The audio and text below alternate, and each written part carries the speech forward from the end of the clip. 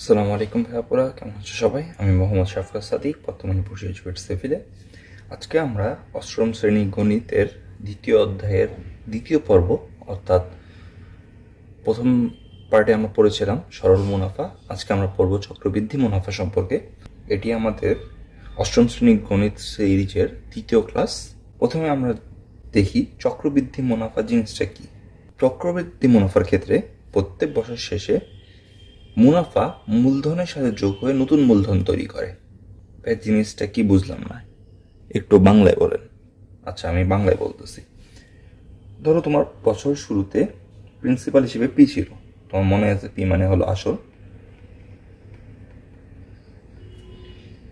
এবং আই হলো ইন্টারেস্ট বা মুনাফা। এতদিন আমরা সরল মুনাফার ক্ষেত্রে কি হইতো, প্রথম তুমি হলো যখন টাইম ছিল 0 তখন তোমার মূল টাকা ছিল। এক বছর পরে তুমি আই সমপরিমাণ মুনাফা পাবা। আরেক বছর পরে মানে দ্বিতীয় বছর শেষে তুমি আরো আই টাকা পাবা। তৃতীয় বছর শেষে আরো আই টাকা পাবে এবং এটা চলতে থাকবে। এটা হলো সরল মুনাফার ক্ষেত্রে। কিন্তু চক্রবৃদ্ধির ক্ষেত্রে 0 বছর সময় যখন তোমার মূল টাকা তুমি প্রিন্সিপাল পি দিয়ে শুরু করলা, এক বছর পর তুমি ইন্টারেস্ট আই পাবা, কিন্তু দ্বিতীয় বছরে তুমি ইন্টারেস্ট হিসেবে আই পাবা না, বরঞ্চ প্রথম বছর শেষে তোমার আসল বা মূলধনটা হয়ে যাবে পি প্লাস আই।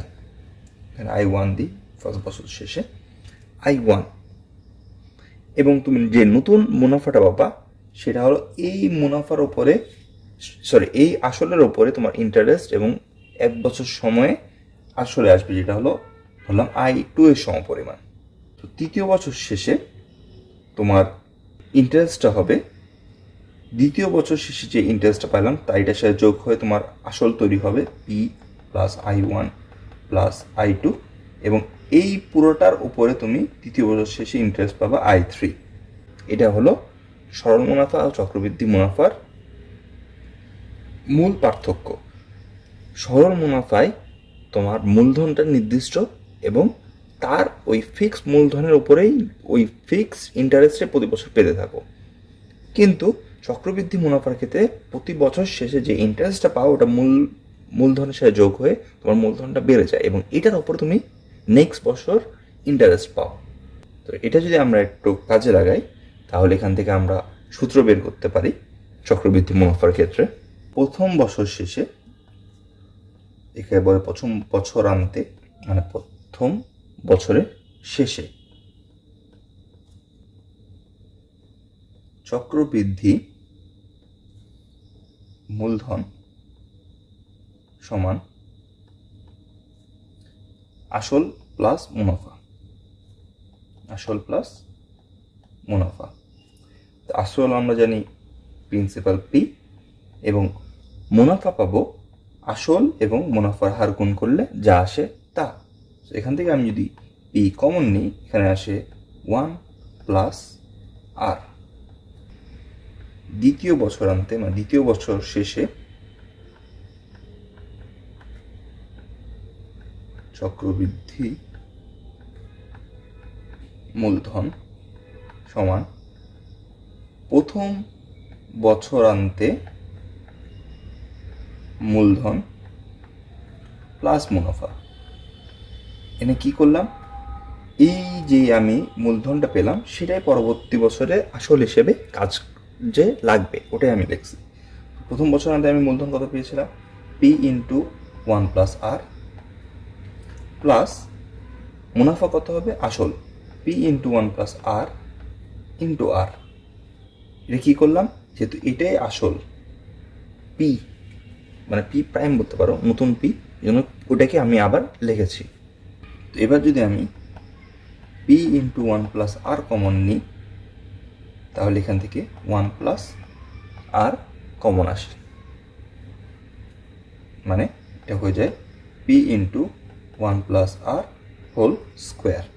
তো একইভাবে যদি আমি তৃতীয় চতুর্থ বছরের জন্য বের করি তাহলে তৃতীয় বছরান্তে আমাদের চক্রবৃদ্ধি মুনাফা হবে, এখানে 1 লিখছি, এটা হবে প্রথম, এটি হবে দ্বিতীয় বছর শেষে আমাদের মূলধনটা আমরা কাজে লাগাবো। তো দ্বিতীয় বছর শেষে আমাদের মূলধন ছিল P into 1 plus R whole square plus P into 1 plus R whole square into R. তোমরা সম্ভবত এটা বুঝেছ। তাহলে এখান থেকে P into 1 plus R whole square যদি আমি কমন নিই, তাহলে সামনে থেকে এটা 1 আর এখান থেকে একটা আর কমন পাবো, এবং এখান থেকে আসবে P into 1 plus R whole cube. তো এখান থেকে তোমরা দেখতে পাচ্ছ যে প্রথম বছর শেষে আমাদের আসলে P into 1 plus R whole to the power কিছু নয় মানে 1। দ্বিতীয় বছর শেষে আসছে P into 1 plus R whole to the whole square. তৃতীয় বছর শেষে আসছে কিউব। অর্থাৎ এখানে প্রতিটা ক্ষেত্রে পি ইন্টু 1 প্লাস আর এটি কমন, এবং ওপরে 1 2 3 4 এভাবে আসছে, এবং এন কি, এটা হলো বছরের সংখ্যা। দেখো, প্রথম বছর 1, দ্বিতীয় বছর 2, তৃতীয় বছর 3। তাহলে এনতম বছরের ক্ষেত্রে আমাদের সূত্র হবে P into 1 plus R whole to the power N. তবে এটা কি আমাদের ইন্টারেস্ট? না, এটা হলো মূলধন বা আসল। যেহেতু আমরা এটা চক্রবৃদ্ধি হারে পাচ্ছি, এটা হবে চক্রবৃদ্ধি মূলধন। তো এটাকে লেখা যায় সি, এটা হবে চক্রবৃদ্ধি মূলধন। আমরা যদি চক্রবৃদ্ধি মুনাফা চাই, চক্রবৃদ্ধি, এটা হবে ক্যাপিটাল থেকে আমাদের মেইন প্রিন্সিপালটা বাদ দিতে হবে। তো এটা হবে P into 1 plus R whole to the power N minus P. তো আগের মতো না, আমাদের এই সূত্রটা মুখস্থ রাখলেই হবে, এটা পরেরটা মনে রাখার দরকার নাই, খালি এখানে সি মাইনাস পি এটা মনে রাখলেই হবে।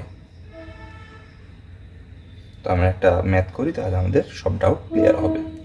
আচ্ছা, উদাহরণ 2, বার্ষিক 10.50% মুনাফায়, মানে এটা হলো রেট অফ ইন্টারেস্ট, 5,000 টাকার, মানে এটা হলো প্রিন্সিপাল, 2 বছরের, মানে এটা হলো সময়, চক্রবৃদ্ধি মুনাফা, মানে এখানে আমাদের ইন্টারেস্ট চাইছে, মানে সি মাইনাস পি। আমরা জানি প্রথমে আমাদের ক্যাপিটালটা বের করে ফেলতে হবে, P into 1 plus R whole to the power N, দেয়া আছে আর ইকুয়াল টু 10.50% সমান 10.5 ভাগ 100, পি ইকুয়াল টু 5,000 টাকা, সময় মানে এন সমান 2 বছর, C minus P equal to what. দেখো, এখানে আমাদের যেহেতু সবগুলো ডিজিট বা অঙ্ক সংখ্যা বাংলায়, তাহলে এখানে আমরা 1 না লিখে 1 লিখব। তো পি এর মান হলো আমাদের 5,000, 1 যোগ 10.5 ভাগ 100, আর এন হলো 2। 5,000 গুণ 1.105 হোল স্কোয়ার সমান 5,000 গুণ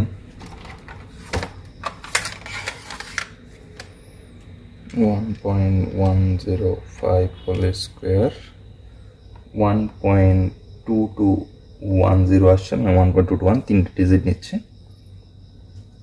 গুণ 5,000 আমার আসে 6,105.125 টাকা।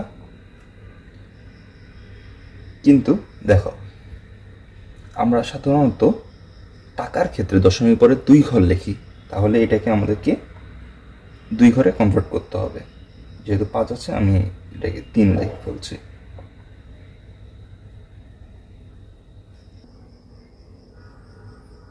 তো চক্রবৃদ্ধি মুনাফা মানে হলো আসল মূলধন বিয়োগ আসল, এটা হলো 6,105.13 বিয়োগ 5,000, 1,105.13 টাকা। এটাই উত্তর। এবার যদি আমরা উদাহরণ 3-এ আসি, এখানে বলা হয়েছে একটি ফ্ল্যাট মালিক কল্যাণ সমিতির আদায়কৃত সার্ভিস চার্জ থেকে উদ্ধৃত মানে অতিরিক্ত 2 লক্ষ টাকা ব্যাংকে 6 মাস অন্তর চক্রবৃদ্ধি মুনাফা ভিত্তিক স্থায়ী আমানত রাখলেন। মুনাফার হার বার্ষিক 12 টাকা হলে 6 মাস পর সমিতির কত টাকা মুনাফা জমা হবে? 1 বছর পর চক্রবৃদ্ধি মূলধন কত হবে? এটা হলো আমাদের গত ক্লাসের করা অনুশীলনের 12 নম্বর সম্ভবত, সেটার মতো। তো এখানে আমরা ডাইরেক্ট সূত্র ব্যবহার করতে পারবো না, বরঞ্চ আমাদেরকে সরল মুনাফার সাহায্য নিতে হবে। দেখো, প্রথমে আমাদেরকে 6 মাস পর বের করতে বলছে, এবং যেহেতু এটা 6 মাস অন্তর সিস্টেমের, তাহলে 6 মাস পরে টাকাটা, যে প্রফিটটা আসবে, সেটা মূল আসলের সাথে যোগ হওয়ার কথা। তাহলে প্রথম বছরটা আমরা কিন্তু নর্মাল ইন্টারেস্ট হিসেবেই পাচ্ছি। তো তাহলে 6 মাসেরটা আমরা যদি বের করে দিই, তার আগে লিখে নিই কি কি আছে। দেয়া আছে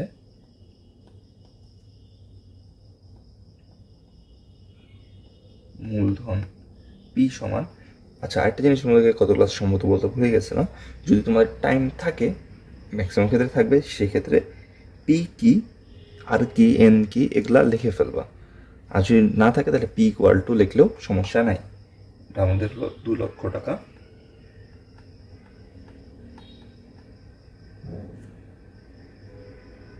মুনাফার হার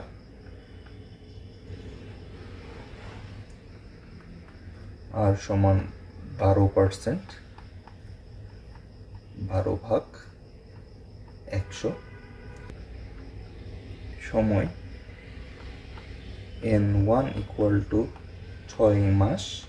তো 6 মাসকে 12 দ্বারা ভাগ করলে আমরা বছরে যাব। তো 6 একে 6, 6 দুগুণ 12, হাফ ইয়ার। সুতরাং 6 মাস পর মুনাফা আই ইকুয়াল টু PNR, আসল হলো 2 লক্ষ, সময় হলো অর্ধেক বছর, আর হলো 12/100। উত্তর আসে 12,000 টাকা। এবার দেখো, 6 মাস পর, এই যে এটা হলো আমাদের প্রথম পার্টের উত্তর, এই যে এই পার্টটার উত্তর হলো এটা। এরপর 6 মাস পরে কি হবে?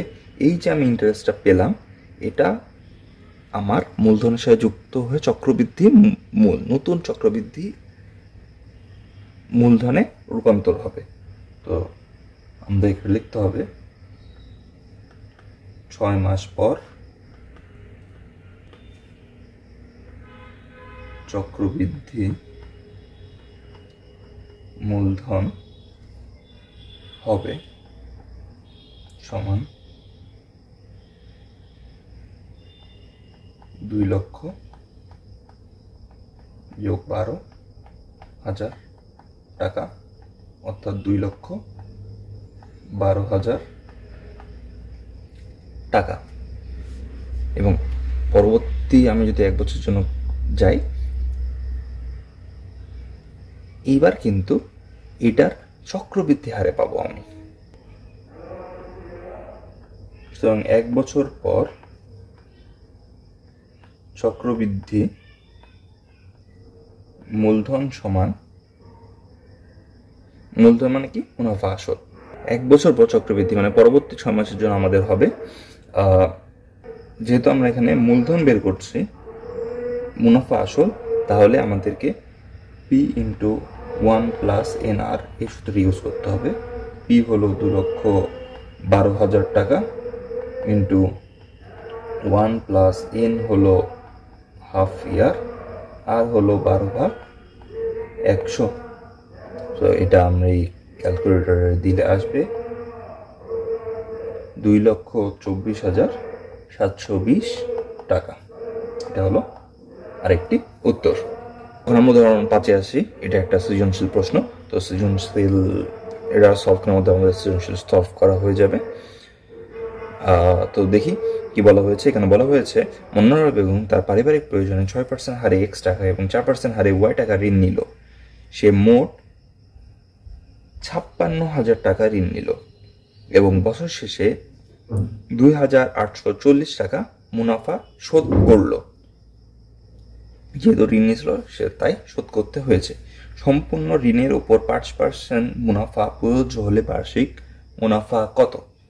আচ্ছা, আমরা ক নম্বর সলভ করি। এখানে পি দিয়ে আছে, আমি শর্টকাট করছি, তোমাদের কিন্তু পুরোটাই লিখে করবে। পি হলো 56,000, আর হলো এই কয়ের জন্য 5%, মানে হলো 5/100। এন সমান সম্পূর্ণের উপর, যেহেতু আমরা উপরে বছর শেষে বলছে মানে 1 বছর, তাহলে 1 বছরই নিচ্ছি, যেহেতু প্রশ্নে নতুন করে কোনো বছর দেয়া নাই। যেহেতু প্রথম বছরে আই যা সি মাইনাস পি তাই আমরা আয়ের সূত্র ব্যবহার করলেই হবে। তো I equal two PNR। P হলো 56,000, N 1 বছর, আর রেট হলো 5/100। তার মানে এখানে দুটি শূন্য চলে যাবে, শূন্য বসলো 5 6 30, শূন্য হাতে বাকি 3, 5 5 25, 2 25 3 28, 2,800 টাকা। কোন এক কারণে আমি খ নম্বরটি তুলতে ভুলে গেছি, তাহলে খ নম্বরে আমি প্রশ্নটি লিখি। খ নম্বরে বলেছিল X equal to what, Y equal to what, এটাই আমরা এখন বের করব। 6% মুনাফার হারের জন্য বার্ষিক মুনাফা সমান পি হলো এখানে এক্স, এন হলো 1 বছর, আর হলো 6/100 টাকা, এবং 4% মুনাফার হারের জন্য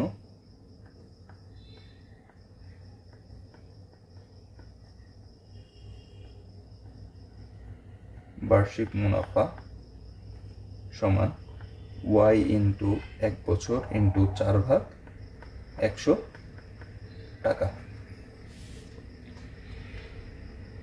এখন একটা জিনিস খেয়াল করো, আমাদের যে এক্স টাকা এবং ওয়াই টাকা আমরা যে এক্স টাকা এবং ওয়াই টাকা নিয়েছিলাম, এটি কিন্তু টোটাল এই 56,000 টাকায় 2 ভাগ হয়েছিল। তো বলতে পারি আমরা এখন X plus Y equal to 56,000। এটা আমরা ইকুয়েশন নাম্বার 1 দিলাম এবং আমরা আরেকটা জিনিস বলতে পারি, এই যে দুটো ইন্টারেস্ট পাইলাম সেটা 2840 সমান। তাহলে 6x ভাগ 100 যোগ 4y ভাগ 100 সমান 2840।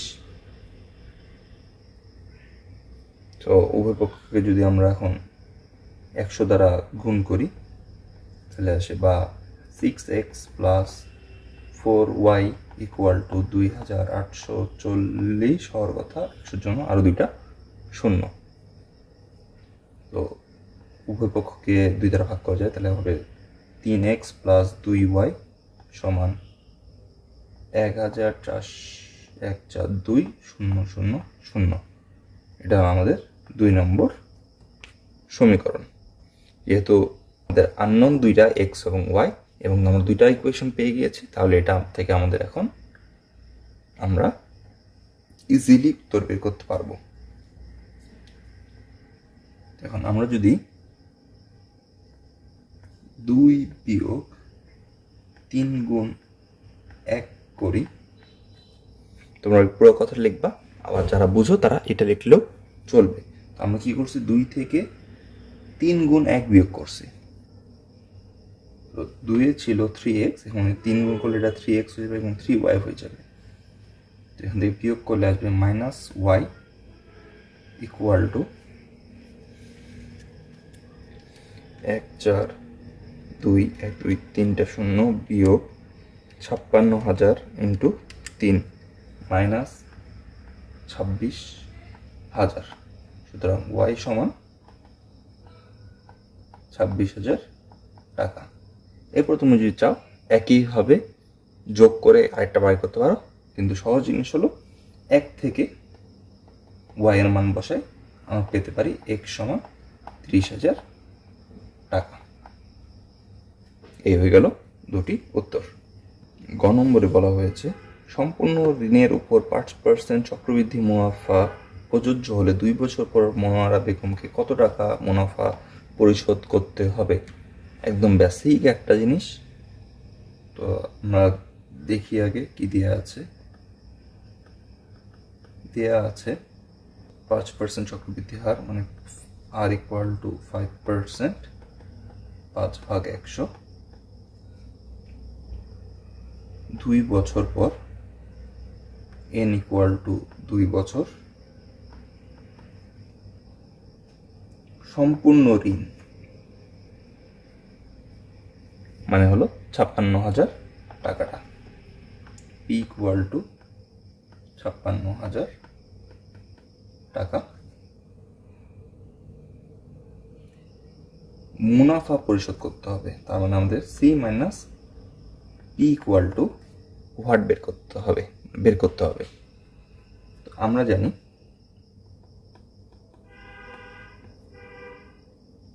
চক্র বৃদ্ধি মূলধন c equal to p into 1 plus r whole to the power n। p এর মান হলো 56,000, 1 যোগ 5 ভাগ 100 হোল স্কোয়ার। তো 56,000 গুণ 1.05 স্কোয়ার,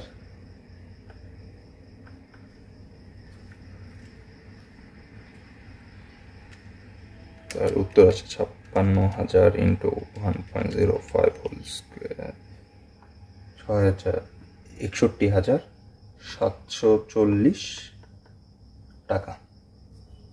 সুতরাং মুনাফা পরিশোধ করতে হবে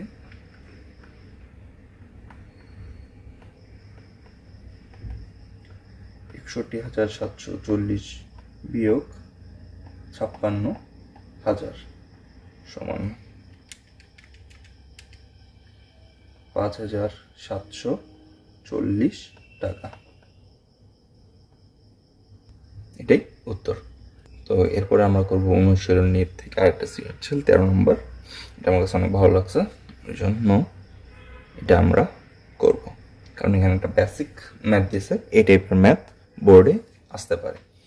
সেখানে বলা হয়েছে একই হার চক্রবৃদ্ধি মুনাফায় কোনো মূলধন 1 বছর অন্তে চক্রবৃদ্ধি মূলধন 19,500, 2 বছর অন্তে চক্রবৃদ্ধি মূলধন 20,280 টাকা হলো। আচ্ছা, তো n ইকুয়াল টু যখন 1, তখন আমার C1 হলো 19,500 এবং n যখন 2, তখন আমার C2 হলো 20,280। এই দুইটা ইনফরমেশন পাইলাম এবং প্রতি ক্ষেত্রে একই হার, মানে আর সেম। ক নম্বরে বলা হয়েছে মুনাফা নির্ণয় সূত্র লেখো, I ইকুয়াল টু PNR। এটা লিখলেই আমাদের 1 নম্বর হয়ে যাবে। কিন্তু তুমি যেহেতু 1 নম্বর দিচ্ছে এবং ছোট জিনিস, তোমরা এবার মুনাফা I ইকুয়াল টু PNR চাইলে আইডেন্টিফাই করেই দিতে পারো, না হলে দরকার নাই। বলা হয়েছে মূলধন কত, লিখে ফেলো, দেওয়া আছে N1 ইকুয়াল টু 1 বছর, C1 ইকুয়াল টু 19,500 টাকা।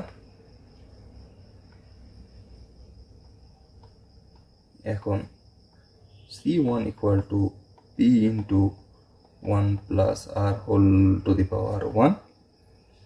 C1 হলো 19,500 সমান P ইন্টু 1 প্লাস R, এটা একটা পাইলাম আমরা। আর N2 সমান 2 বছর, C2 পাচ্ছে আমরা 20,280 টাকা। লিখব আবার C2 equal to P into 1 plus R whole square. একবারে 2 এর মান বসাই দিব কারণ আমরা C2 লিখছি, বা 20,280 সমান P into 1 plus R whole square. এটা হলো 2 নম্বর। তো এখন আমরা কি করব, এখন আমরা 2 নম্বরে 1 এর মান বসাবো। 2 নং সমীকরণে 1 এর মান বসিয়ে পাই 20,280 সমান P into 1 plus R into 1 plus R এই হিসেবে লেখা যায় এটাকে। তাহলে লিখতে পারি আমরা 19,500 ইন্টু 1 প্লাস R, বা 1 প্লাস R সমান 20,280 বা 19,500 1.04। সুতরাং R সমান 1.04 বিয়োগ 1 ইকুয়াল টু 0.04, যেটা রাখা যায় 4/100 বা 4%। এটা পরবর্তী লাগবে, এই জন্য এটা বের করে রাখলাম। কিন্তু আমাদের চাইছে মূলত মূলধন P, তাইলে আর এর মান 1 বসাই দিই। আর এর মান 1 বসিয়ে পাই 19,500 সমান P ইন্টু 1 প্লাস 4/100। সুতরাং P ইকুয়াল টু 19,500 ভাগ 1 যোগ 1.04, একবারে বসাই দিলে হয়ে গেল 18,750 টাকা। এটাই উত্তর। তো এটা আমি কীভাবে করলাম যদি রিক্যাপ করি, প্রথমে আমি কি দেওয়া আছে এটা লিখে ফেললাম, দেন C1 সূত্র লিখলাম, যেহেতু 1 বছর এর না লিখে ডাইরেক্ট আমি 1 লিখলাম এবং C1 এর মান বসাই আমি 1 নম্বর সমীকরণ পাইলাম। একইভাবে 2 নম্বর সমীকরণ পাইলাম। এরপরে এই 2 নম্বর সমীকরণে এটাকে লেখা যায় P into 1 plus R into 1 plus R।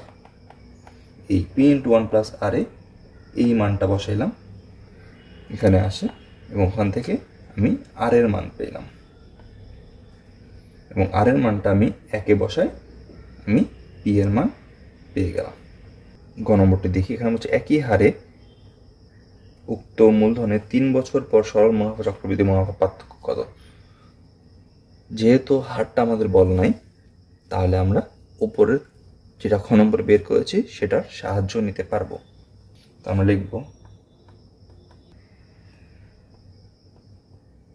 হতে পাই আর ইকুয়াল টু 0.04 বা 4/100, পি ইকুয়াল টু 18,750 টাকা।